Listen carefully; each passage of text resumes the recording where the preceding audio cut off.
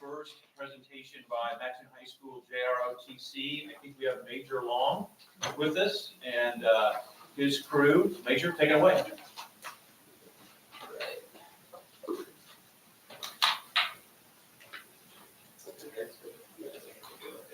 All right, ladies and gentlemen, good evening. I am Major Long from Maxton High School JROTC program, and I brought two bodyguards here. We've got Cadet Sergeant Major Birch and Cadet Major Allen. So this is our XO on the right, and our executive officer on the right, and our battalion sergeant major. So they'll be in charge of the color guards and stuff. So we've been asked to come and give a quick presentation on an event that we do every year called, we refer to it as JCLC, and that stands for Junior ROTC Cadet Leadership Challenge. It's a summer camp that we do every June. So.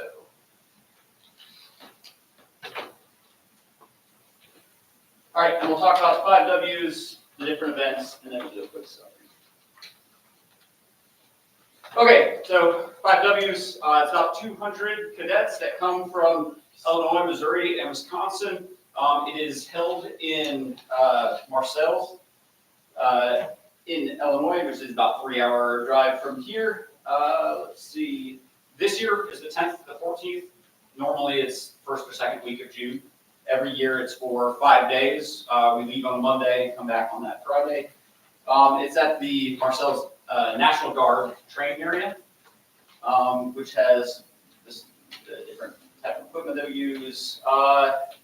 Builds cadet leadership, confidence, etc. And then the last item on there, right there, probably is important to you guys, right? Cost. So this costs very little for the school district. It basically, we use 2 school district vehicles to transport our cadets up there. It costs about $100 in gas. Everything else is paid for by the Army, right? So food, their living arrangements, the 4-star living arrangements that we were in, the uniforms and all that, all Army paid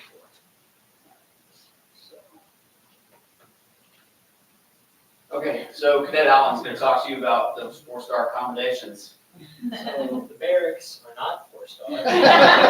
They are, as you can see, just small bunks like that, but they're really good to meet like fellow cadets from not just a school, from other schools, get to socialize, and every morning and every night talk about how you can stay organized with one another, keep the area clean, or people in charge of us get very mad, and basically keep each other ready for what you do tomorrow. So like keep your canteens filled and grab the correct gear that you need for the next day. So we brought 13 cadets this year, and as soon as we got there, they were all split up. So there were about 2 that went to each of the 4 different platoons, so they really got a chance to integrate with the other schools and see how some of the other cadets and their programs do things. All right, so now we're going to a couple of the events that we did. So there was sort of a round robin. So each platoon would go to training while another platoon was at a different training, and then we just sort of switch through. So the first event we'll talk is the rappel tower. You can see right there, it's kind of small from back there probably, but this is a 50-foot rappel tower. Yeah, this is a really fun challenge that we did. It was a more adventurous thing that we got to do with JCLC, kind of push ourselves into our limits. And this here's the skid wall. I was actually the first cadet to do this. It was a representation of kind of jumping out of a helicopter and not having a wall to walk down. So each cadet had off screen here, there is a training area with a slope that they practice on. Then they do 2 rappels off of the tower, and then if they're adventurous enough, they go off the side with no wall. Sounds like a 3-4 training. We go with the IU. Let us know. All right, archery. So archery is a very big thing for ROTC right now. Our fellow cadet, Cody Carpenter, got first overall out of all 200 cadets there. Not a big surprise because during archery nationals we went to this year, he also was first in the center shot league and got first place medal. Really big show off. As a freshman. As a freshman. So he definitely made it known that he was a good shot.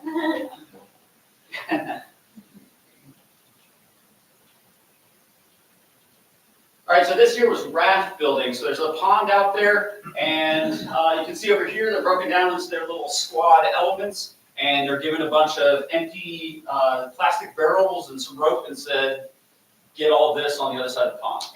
So they had to use some of the knots that they learned from Raiders and their own ingenuity to come up with a plan, put it together, and then get this little leaky lifeboat across the pond. It's a pretty good challenge. Only 6 of the 12 teams, so there are 12 teams that attempted it, only 6 actually completed it. Denver there, I think he brought the medal that he got because his team won.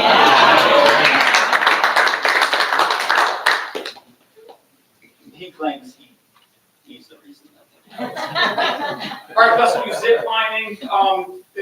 Not as much of a challenge for the cadets as far as like thinking it through, more just sort of like face your fears. And this is not at the National Guard training site, it's a little bit away, but Army pays for it, so they go have fun zipping down some high lines.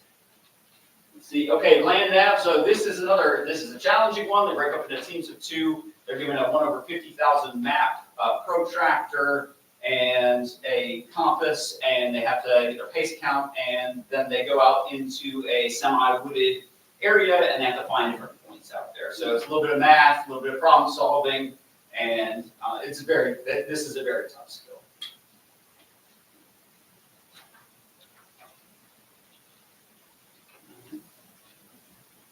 Denver's going to talk the obstacle course. Yeah, there's a lot of obstacles that we have to run through. Most of them were really time-based, but my favorite ones were the Army Crawl ones, where we had to do that real fast. And the one at the end was a rope climb challenge, where we had the time and see which team could get up the fastest. And my favorite was just one of the climbing up ones. And you got to be very careful. They're very strict on the safety 3-point contact rule at all times. It was like an inverted ladder. You would go up one side and then climb down the other, slanted.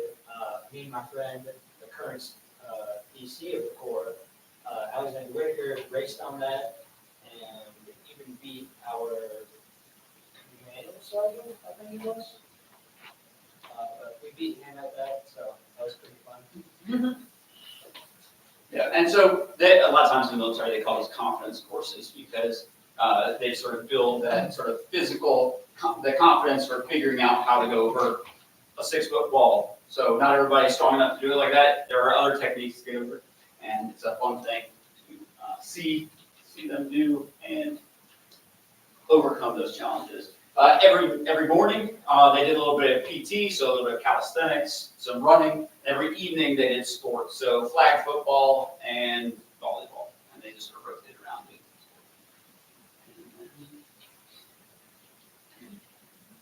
So that's pretty much it. You guys want to say the favorite thing that you liked about camp? Yeah, if you mention I got first place again. It's platoon. Best platoon out of the best platoon challenge. He got it. My favorite thing was not getting first, to show off, but this was my second year, so I already have previous knowledge of what we were doing and stuff. The people in charge weren't as strict as this year, though. I liked helping new cadets or people who didn't know what they were doing too well. Like, I liked being a guide and like helping them out to know what to do and stuff. That was my favorite. So overall, really good experience. They also, the cadets don't really track this, but they're given looks by the different cadre who are there and evaluated for leadership potential and how they do. So it can help us identify who are potential future leadership in our Corps of Cadets.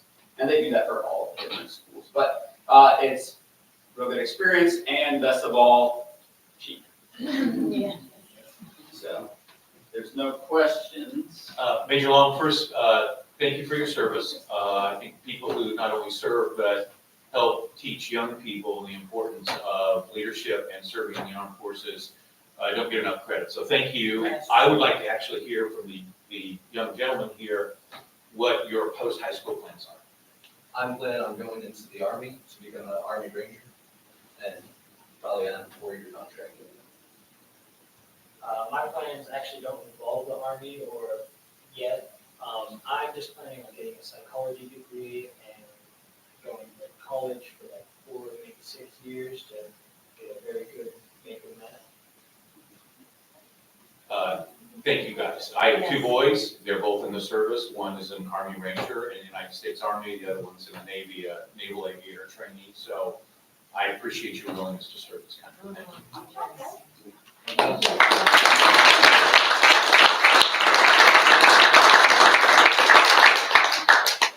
That's my Disney princess. Item 2.2, non-agenda. I don't have any slips, any speakers from the public. We will move on to item 3, consent agenda, requires board action. 3.1, approval of the minutes, which includes the regular board meeting from July 9th of this year. 3.2, payment of bills, that includes the presentation of bills for approval, the approval of the 24-25 parent-student handbooks. Item 3.4, approval of the resolution on hazardous road conditions for the 2024-25 school year. Item 3.5, approval of the school-affiliated organizations to conduct activities in district facilities. Item 3.6, approval of board policies presented on July 9, 2024. Item 3.7, approval of the following overnight trips. 3.6A, the Mattoon High School Boys Golf Tournament, August 29th and 30th in Edwardsville. B is Mattoon High School National FFA Convention, October 23rd through the 25th in Indianapolis. C is the Mattoon High School State FFA Convention, June 10th through the 12th, 2025 in Springfield. And D is the Mattoon Middle School and High School dance teams, the Illinois Dance IDTA. State dance finals to be held February 14th, 15th on the 25th in Springfield. Item 3.8, presentation of the Mattoon Community Unit School District Number 2 sponsorships, and 3.9, the Freedom of Information report. Do I have a motion to approve the consent agenda as presented? Motion from Ashley Overton. I'll second it with just the notes that I think it's 3.7, right, for all the make sure it's 3.7. Oh. Yes. Oh, on the agenda. Yeah. Thank you for the second. Erica, any discussion amongst the board? Just have a question for you, Ryan. I don't know if you want me to ask it here or later. Lots of questions from high school parents being in the building last week. 2 questions. Is the gym, we had an ETA on when the gym will be done, and is there an increase in cost to the gym?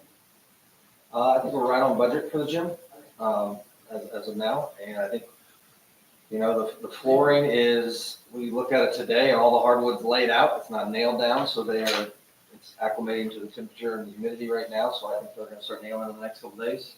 Glass railing is up mostly on the balcony. We had to leave the inn so they can move the bleachers up there once the floor is done. October 9th? Yes. October 9th is the estimated time to be done. Thank you very much. You're welcome.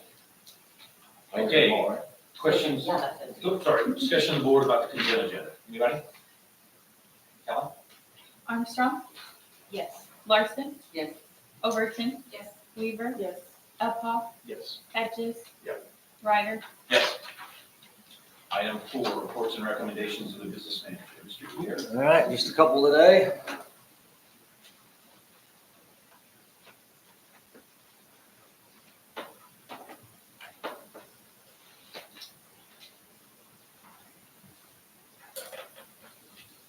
Okay, board action to award a bid for Mattoon High School chiller. We talked about this last month. We received 4 bids last week. And as you can see from the totals, Industrial Services of Illinois Incorporated is the lowest bid, and this was a low bid RFP for $455,229 for a chiller for Mattoon High School. So we've been in the chiller business the last several months with Riddle, then Williams, and now the high school. All of them are about the same age, so we'll probably move on to some others when these are finished as well. The project was budgeted for in the tentative budget that was shared at the July 9th board meeting. We're going to use sales tax money, Thank goodness for all the sales tax money that is allowing us to do these projects. And we'll complete it in 24-25 or 25-26 school year. As of right now, the estimated time for it to arrive, we think, is right around the 1st of June. So we'll cover that June-July span, which will fall into fiscal years. So that's why I went through this there. Again, just a quick timeline, because this one is wrapping up hopefully soon. Last September, we went out to bid. Last October, we accepted bid from Davis House Mechanical. September, we're expecting the chiller for Williams to arrive this coming September, here next month. And then we're gonna wait until the weather cools off, because we got about 3 weeks to change it over, and we'll install it in October. So that's a Williams. Now, the potential timeline for the high school for this one, last month we got approval to go out to bid. We're gonna hopefully accept the bid tonight and install the chiller next summer at the high school. So, the administration recommends that the board accept the bid from Industrial Services of Illinois Incorporated, which is located here in Mattoon, for $455,229 to replace the chiller at Mattoon High School. Do I have a motion as presented by Mr. Gear? Motion from Erica Weaver, second. Second from Ashley Overton. Any discussion or questions by the board? Excuse me, I have a question, not about this chiller, but I know last year Williams chiller went down, and so is everything okay for the start of school? If you drive by Williams tomorrow or anytime, there is a semi-trailer backed up to the back door with a temporary chiller on it that is going to service the building for the next 2 months to get us through to that one. So we were struggling this summer with the one that's currently there, so we brought in a backup, and so that we were there today. Pretty cool in the building, so I think that's going to definitely get us through to, we can put the new one in October, I believe. So thanks to Dustin, he organized this, kind of got on Davis House to get us a temporary one when there wasn't necessarily one available, so he really was worked hard in the last couple of weeks to get this up and running and put a lot of time into this, so appreciate all the work Dustin's put into this. Yeah, I appreciate the timeline of getting this one, hopefully here soon, except, it looked like about a year on the last one to Williams. So thank you for getting the backup, and thank you for getting this one now, so that hopefully, next time we can get it done then. Yeah, not to split too many hairs, but actually it was an 18-month lead time back in October when we ordered the Williams chiller. So like things have, supply lines, things have increased. So that September date is actually more optimistic than what we were initially thinking with the Williams chiller. So I think hopefully that will hold true for the high school as well. Other questions or comments? We have motions. Kelly? Larson? Yes. Overton? Yes. Weaver? Uphoff? Yes. Hedges? Yes. Armstrong? Yes. Ryder? Yes. One last thing, 4.2, presentation of Bear Agricultural Grant. We received this grant last year, $5,000 grant, and they renewed it for this year as well. It's through the American Farmers Grow Communities Grant from Bear, and it was done on behalf of our local farmer, Ashley Overton, and her family. And the proceeds of the grant will go to Mattoon Middle School and the high school and help with their greenhouse agricultural project. So nothing needs to be approved, just informational to show that we got this grant again to help our ag program. So thank you very much.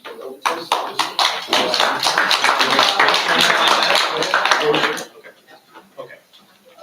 Motion to, we don't need that. Okay, all right, thank you very much, Mr. Gear. Item 5, reports and recommendations of the Assistant Superintendent for Human Resources. Dr. Smith? Okay, the board has before them the August personnel report. We have some certified resignations. Jeffrey Carson resigns Mattoon High School special ed teacher effective July 16, 2024. Julie Markin will be retiring as a Williams Elementary School fourth grade teacher. She's been in the district since 2001, so her retirement date will be in the 28-29 school year, so that's like 37 years in the district, something like that, and prior teaching experience. So really thankful for her and the job that she's done. So congratulations. Jennifer Peters is resigning as Franklin preschool teacher effective August 4th, 2024. Now we have certified appointments. Shannon Daniel recommends Lift birth degree home visitor effective August 1, 2024. Shine Hunter recommended rural elementary school kindergarten teacher effective beginning of the 24-25 school year. Megan Irazario recommended Mattoon High School special ed teacher effective beginning of the 24-25 school year. Kristen McDonough Devitt, we're recommending substitute teacher effective immediately. And then Matena Ratliff, recommending as Franklin preschool teacher effective for the 24-25 school year. Classified resignations, Timothy Dorn resigns Maximum High School parapro effective July 18, 2024. Haley Galladay resigns Maximum High School parapro effective July 30, 2024. Haley Harley is resigning as Williams Elementary School Title I parapro effective August 1, 2024. Ian Hunterberg is resigning as Maximum High School parapro effective August 13, 2024. Melvin Hines resigns Williams Elementary School parapro effective July 23, 2024. Rika Maruko is resigning as Maximum Middle School Athletic Secretary effective July 18, 2024. Rachel Meeker resigns Lowell Elementary School 101 para effective August 1, 2024. Kenny Nichols resigns Lowell Elementary School title parapro effective July 11, 2024. Some more resignations. Natalie Ritchie resigning as Lowell Elementary School parapro effective immediately. Keaton Sweeney is retiring as Lip Head Custodian effective November 29, 2024 after 10 years service in the district. Congratulations to him. Benny Thompson is resigning as Williams Elementary School classroom parapro effective immediately. Clyde Titus is retiring from Middle Elementary School custodian effective September 30, 2024. Nicole Waterman is resigning as Transportation Service Center bus aide effective July 16, 2024.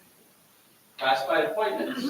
Alexandra, I'll chop this one up. Believe it or not, I believe, but Alexandria, just call her. But she's great. We're excited to have her. She's Matching High School recommending parapro effective immediately. DeAndre Cottrell is Williams Elementary School supervisor, recommending him for hire effective immediately. Candy Craig, Williams Elementary School supervisor, effective immediately, recommending Lacey Crawley as LIFT, Little Leaders Daycare parapro, effective immediately 24 to be 25 school year. Make that correction. Hannah Friesland, recommending Williams Elementary School library parapro, effective 24-25 school year. Kim Goss, recommending as Transportation Service Center bus aide, effective immediately. Jennifer Payne, Matthew High School custodian, effective immediately. Bailey Sherrill, recommends Matthew High School custodian, effective immediately. Hannah Turner, Matthew Middle School athletic secretary, effective immediately. Chris Walters, recommending Williams Elementary School parapro, effective immediately. Elizabeth Went, we're recommending Williams Elementary School supervisor, effective immediately. Classified appointments continue. Jordan Wheeler, Williams Elementary School supervisor, effective immediately. William Williamson, Matthew Middle School building tech, effective August 14, 2024. Lana Grass, recommended substitute supervisor, effective immediately. Bethany McKibben, recommended substitute supervisor, effective immediately.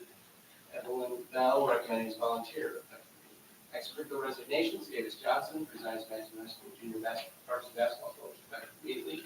And Phoenix Springfield resigns Matthew Middle School assistant cross-country coach. Extracurricular assignments, Andy Hackey, Williams Elementary School athletic coordinator, youth coordinator, effective immediately. And then extracurricular assignments continuing, Catherine Hesberg, elementary chorus coach, effective beginning of 24-25 school year. Is that right? Yes. Chris Canelli, Matthew High School drum line coach, effective immediately. Clayton Reed, Matthew High School junior varsity baseball coach, effective immediately.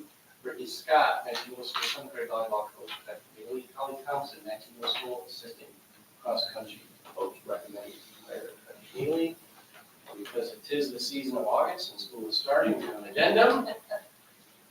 61 personnel actions here on this board agenda. Angela Thomas is resigning as Matthew Middle School parapro effective July 12, 2025.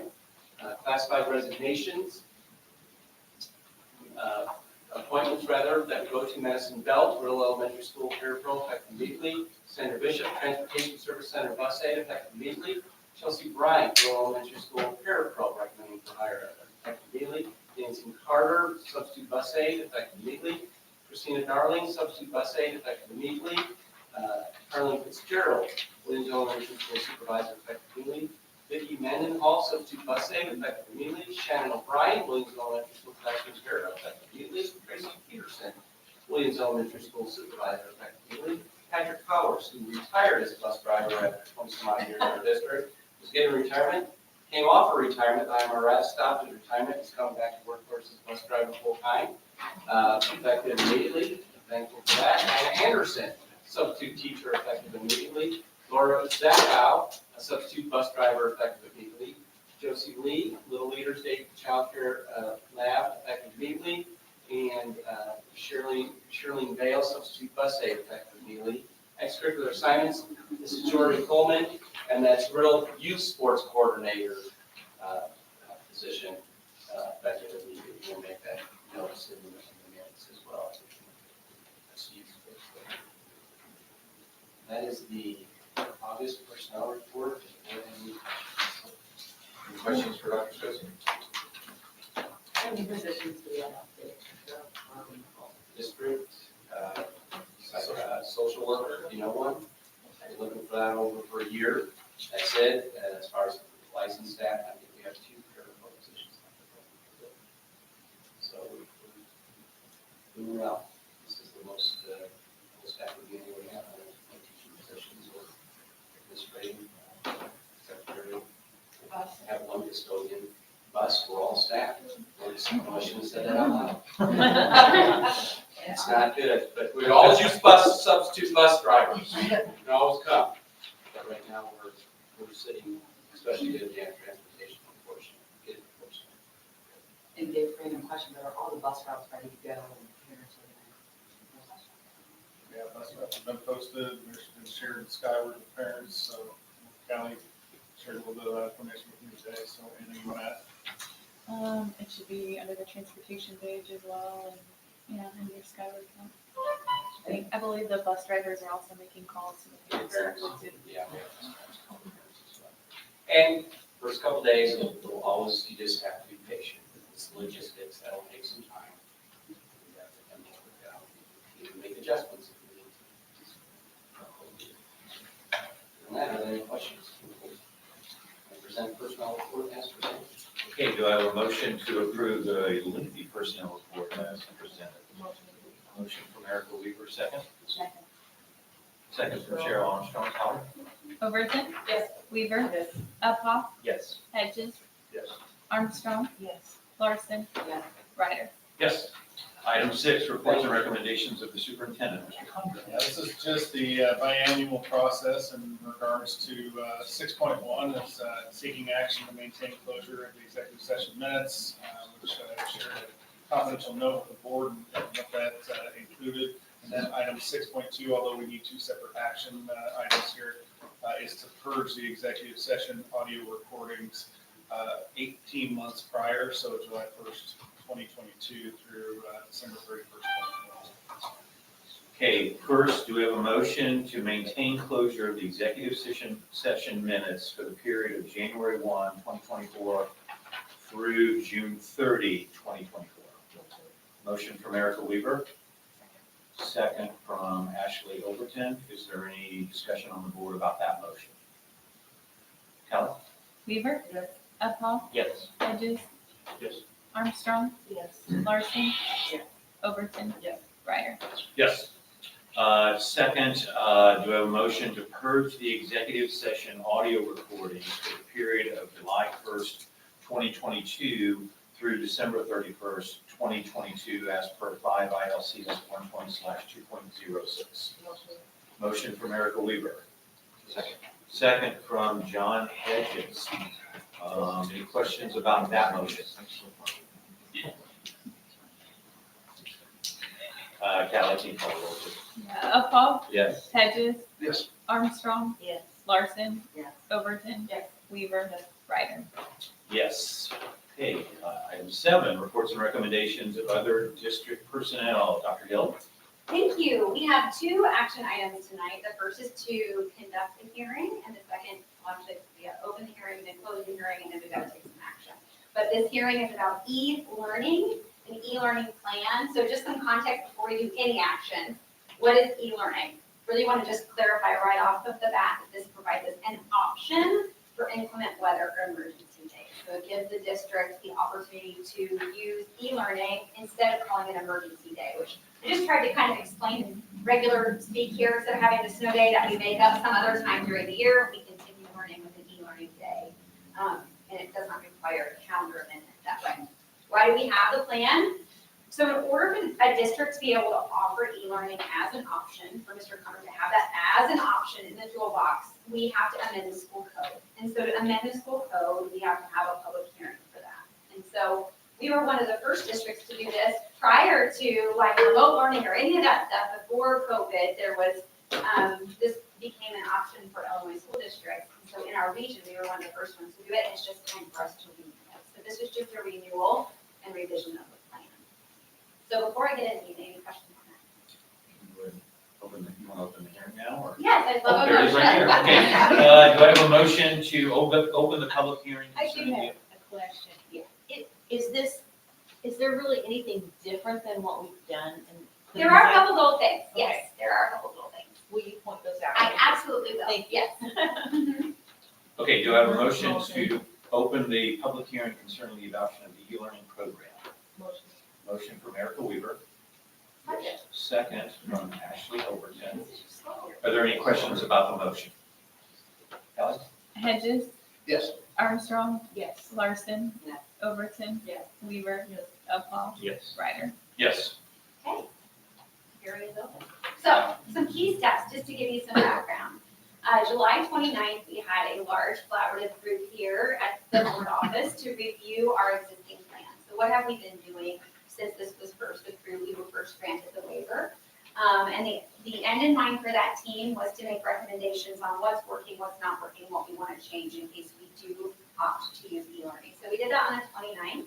On the 30th, actually it took a while, we took all of the input from that day and incorporated it into the draft plan that the board has access to there. So that includes all of the consensus suggestions. So we used a process where we worked in groups and we went section by section. Everyone had an opportunity to say what they wanted changed in the sections, and then we came to consensus on what went into the new plan. So tonight then is a public hearing and board action to adopt a resolution if you so choose to do that. On the 14th then, once you approve that, then the leaders of both of our collective bargaining units and President Ryder will have to sign an application. We'll submit that to Dr. Thompson over at the regional office. And he submits that on our behalf as an amendment to the school code. So that's kind of the timeline. These are the people who were involved. Oh, okay, fancy animation. We had a lot of people involved, a lot of different stakeholder groups. It was really important that we had these diverse perspectives because, as you'll see when we get into the plan, everybody's jobs are affected and everybody's experiences are affected in different ways. So these are the people that came in and assisted on that day. We're very thankful for all of that. That day and then for the week after, everyone went through and kind of reviewed the revisions as well. Okay, so now we're going to get into the actual plan. Each slide is going to be a section of the plan that you have hyperlinked into the agenda. But I'll explain as we go through this. Cheryl will explain what's changed or what hasn't changed. This section has not changed. Each section that we're going to go through is required. So in a plan, we have to have each of these sections and explain how the district will address these required components. So here's where we just define what is e-learning. And here's the section of school code that we're asking for a waiver to. It's section 10-20.56. So we're asking to be able to do something differently than what's currently addressed in that section of the code. If we adopt this resolution at the end of our time this evening, then it provides again the option to use it in lieu of an emergency day. And most of the time we think of emergency days as snow days, but it might be something else. Like we've had things happen in the district before where it's something with water or, I don't know, a breaker. One time at the high school, there was a transformer. So it gives us an option to play around with. It doesn't require making that end of the year. Requirements and timelines. So because this is a public hearing of a public body, we do have to provide notice. So there's a copy of the notice that was put out on July 20th. And August 13th is the public hearing, and then we'll take that action as well. 5 o'clock hours. Okay, so a school day by code is defined by 5 instructional hours. You have to have 5 hours of learning in order for it to count as a school day. So we have to address how we're going to do that. So this is a swap for, like we said, any random Tuesday in February. It's got to count the same. So how are we constituting the 5 o'clock hours? This is what we put into the plan. This is a little bit of a change. So as of 9 a.m., content will be available. That is not a change. At 10 o'clock, the attendance form must be completed. That is a change. That's a difference. And then work must be completed within 2 days of that e-learning day. That's the thing. So really the only change here is that at 10 o'clock, district-wide, students will complete attendance form. Access to the internet, this is not changed, but really important things. Everyone gets a Chromebook. That's district provided. Everyone has access to Schoology. This bullet is a little bit different, so we'll come back to that. Everyone has the ability to check out a hotspot mobile access point if they don't have access to the internet. Part of our registration process asks if they need assistance connecting to the internet, and then we provide those free of charge to anyone who needs them. We also provide internet access just through our hosted internet. So if you pull into a parking lot, you can get onto the gas network. And then we'll open the schools for office hours after the school day. Specifics on that, since we started this at the very beginning of, it was early 2020 when we first got this approved, we've only had 2 families need to use that extra time. And here are the times for those labs. I want to come back to this third bullet point. So it says include a tutorial on how to access content, which will be posted on the district webpage as well as the district Facebook page. So previously, that said that we were going to do that at registration. Every family would come in and they'd have a little tutorial. Well, you'll have to remember, that was when we were first handing out Chromebooks. So we had people coming in anyway, and we were going through that. That's obviously changed. So now, instead of having it be an in-person thing, our teachers are going to do that all year long in the classroom so kids know how to access things. So for our families, and sometimes it's grandparents or other caregivers who are helping out with kids on those days, we'll have a tutorial that just shows where to click, how to get to things so that they can watch a short video. That's a little bit of a change. Non-electronic materials. So again, students will have 2 extra days to complete work to support any access needs. Non-electronic materials are available on request too, but that's standard. That's not an e-learning thing. That's just a regular thing. Special education services. This is a part of every student's individualized education plan. So if they have an IEP, part of the discussion is around what happens in the event of an e-learning day. So accommodation should be discussed during that. We did spend some time talking about what that form looks like and how to standardize that. Because we don't use it as much as what we once did, thankfully. It's not always at the forefront. So the accommodations were discussed. Participation. This part was discussed quite a bit. One of the tricky things that we've run into whenever we have e-learning days is like, how do we count a student absent? How do we know if they're excused absence, unexcused absence? Does it depend on how much work they did? What does it depend on? So we spent a lot of time being really clear on this. And the reason that matters from a board's perspective is attendance and how we count students present and how we report that to the state matters a lot, just in terms of our effectiveness, our accountability scores, and also just knowing how many students are present, and if it's chronic absenteeism and that sort of thing. So we wanted to get really clear on coding, and we spent some time on this, and I felt like the group, especially our secretarial staff, felt really good about this at the end. So the way it's going to work is students have to do their form, that attendance form we talked about on the previous slide. If they have not done the form by 10 o'clock, we're considering them absent, and we'll follow our normal process for that, which is a phone call goes home to the primary contact in Skyward. And it says, oh, your kiddo's not counted present. Typically, if I get a call like that, I'm like, oh, darn it, I call them in. And then we call them in and we say, so-and-so is sick. Now it's an excused absence. Just follows our normal attendance process. If, however, a student doesn't check in and no one calls, it's considered an unexcused absence. Again, just like on a normal school day. So we can clean that up a little bit. Attendance is not dependent on work completion. Attendance is, are you there and do you participate? And then they have the 2 days to do the work. So we cleared that up a little bit. Student leadership and choice. This is a required section of the plan, like all the other sections that are on there. This is not changed from our previous one. Notice, there's a little bit of a change here. So we kept the 9 o'clock the same. That works out really well for Mr. Conran to decide he wants to use e-learning in lieu of an emergency day. We have to give enough notice that staff can get things ready, families can get things ready. So 9 o'clock at night, there will be announcements made by this manner. By 9 o'clock the following morning, our staff should have everything in their Schoology folders. They already are gonna have it in there anyway, part of our October faculty meeting. But they have until that morning to make sure the next day's lessons are available. One thing that we ran into this year was the first year we didn't have our elementary students take their Chromebooks home every single night because damages were pretty significant. So we thought, well, let's see if we don't have them take them home every evening, does that have an impact on the number of Chromebooks that we're replacing and having damaged? And it did. Amanda Dixon and her department did a great job figuring out how to help mitigate those damages, and it cut down. One thing we ran into, kind of unintended consequence, was, if it comes up and we need to have an emergency day, the kids don't have their Chromebooks, oh, we can't do e-learning, they don't have their Chromebooks.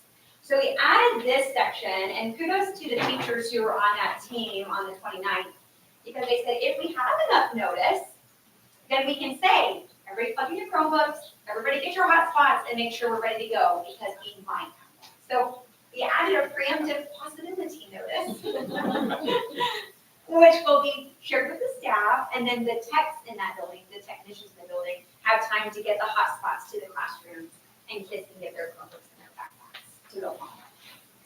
So that is a change. Staff access, this has not changed. Staff can use hotspots if they need to as well, and we still use Google and Schoology. So this is really, I feel like, from the board's perspective, part that would be really interesting to you. A large part of why we need to spend a lot of time with our stakeholder groups is because these are topics of collective learning, right? It's like work conditions, compensation, that sort of thing. So what we cleared up here was around how do we work on these days, right? Our support personnel primarily are hourly employees. So if we have an e-learning day and they can't come into work, how are they getting paid? Because we're not gonna make up that day, right? So it could just be a day's loss of pay. So we clarified really clearly that support staff will work they're gonna work their normal hours. How they work those normal hours depends on their role. So a one-on-one paraprofessional may have different duties than a secretary, right? And we clarified which categories of positions would be doing what sorts of things and had lists of things they could pick from. And what's really important is that that is going to be talked about between the support staff and their direct supervisor. So Mr. Arnold at the middle school will be the one who says, yes, you can work remotely on this. No, I need you to come in and clean the sidewalks. I need you to come in and answer phones. So we kind of clarified that. And that was something that we learned from experience. It just needed to be clarified. So the hours are the same. That's not changed. It's just what they're doing on those days might be different. Let's see. Yeah, so IEPs are still on. Nothing else changed in this section. Grading, really grading is just gonna be like regular grading. Just feedback has to be given within 5 days.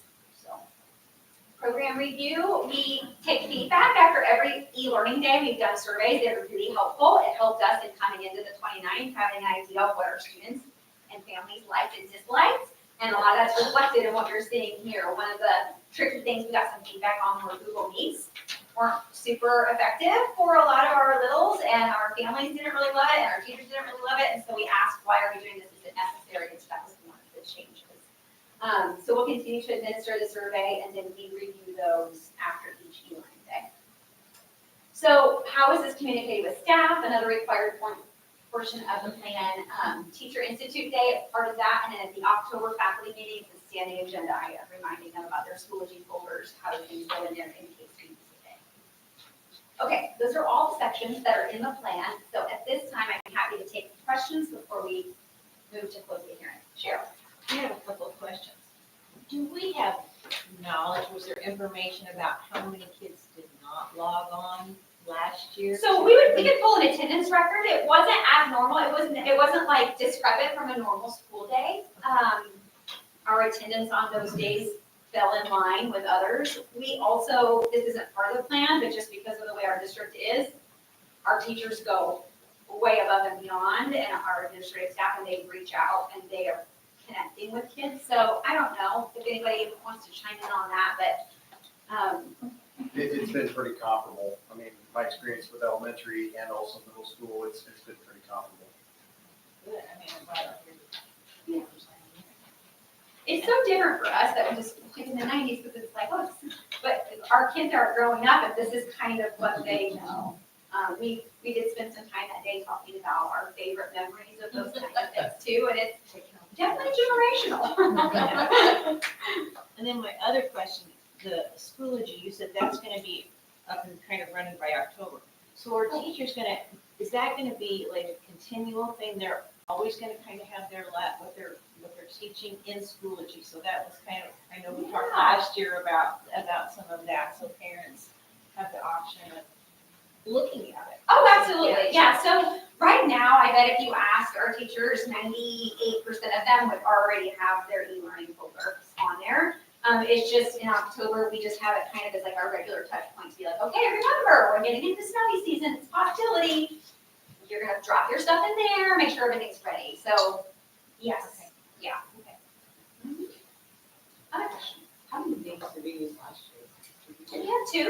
I think we only used one, because I think we had one was a re-learning. One was day, emergency, and one was yeah. emergency, Yeah. And on average, we're talking about emergency or like weather or something like that. Because we get 5 days, 5 hours of learning in that. Yeah, so the teachers' activities are designed, our instruction to the teachers is that it should be the equivalent of 5 hours worth of learning. So that's what we talk about, with them. Now, we encourage them to do things like, you can make your math lesson be, measuring snow, or you can do things that are along those lines. But yes, that is the intent. And then the state has a 3-year renewal, and is even, Is it the state? I think it's the state or ROE, somebody does. I think it must be through ISTE because the ROE would only be for compliance purposes. Yeah. But we also have some stuff, not to get too far in the weeds here, but with the competency-based education initiative that the board has approved in board policy, it also allows us to do some things with the e-learning plan to deliver that instruction differently. So like this is the compliant issue from ISBE for this purpose. So that's what Kristen is alluding to as it amends the school code. I have a quick question on the timeline, the 9 o'clock the night before, Tim. So, for instance, if I'm understanding it correctly, if it starts snowing or icing or whatever at 3 a.m. and you do have to cancel school, that would be an emergency day then? Correct. So there would, Yeah, so, not to get into this, but I start to get a little sweaty about this decision, because it's not an easy decision, I know people know that. However, like typically the transportation director, Dustin, as the maintenance director, and I are communicating the day before. So the National Weather Service has done a nice job at Lincoln producing packets around weather. So we typically kind of have an idea so that it makes it a little easier, to the point that Christy alluded to earlier about some preemptive notice to our buildings, especially our elementary buildings, about, hey, by noon, like we think we might. However, yeah, it typically is a decision that, if, to be quite honest, I don't want to wait until 9 o'clock at night, because I know parents still have to make plans around childcare, especially for our youngest. So the sooner we can make that decision, the better. But I also understand that's a disruption. So if we wait, then we typically are calling an emergency day, and hopefully families have a plan in place that they work with their teachers to remind them as well. Another reason we had that 9 o'clock cutoff is because we don't want our staff waking up at their normal alarm at 6 a.m. and it's like, oh gosh, I need to figure out what I'm doing for e-learning, right? So that was something that we talked about with in May, or last, what would be reasonable. Yeah, so I'm excited to see how the preemptive notice goes, because I can imagine little kids like, it might happen. So we'll see about that. perfect, thank you. Yeah. Is there a cap on e-learning days that we use? There are. So by school code, you can only use up to 5. But you're required to build in at least 5 emergency days total into your calendar. I believe we built in 6 into this year's calendar that the board approved last February. So like the likelihood of us using 5 e-learning days is probably pretty rare.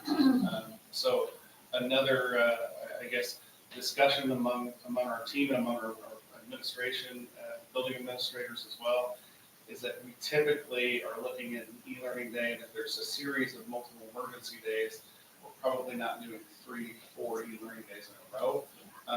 So again, that's all dependent upon what we're seeing weather-wise, but also what we feel like in communication with our building administrators around our staff prepared to have an e-learning day, or do we need to call it an emergency day? And also instruction, right? Like after so many days, it's kind of like, we'll get them back and then we'll kind of reset. So. What is the sentiment of how students feel about e-learning? It's interesting. So you get about the bell curve of responses that you would guess on just about any student sentiment survey.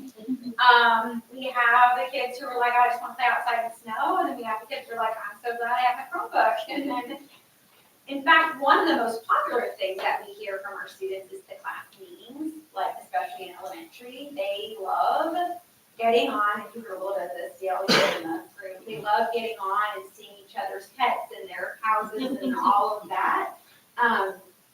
So I think they think it's exciting. I don't think any kid would want to do it for a extended period of time.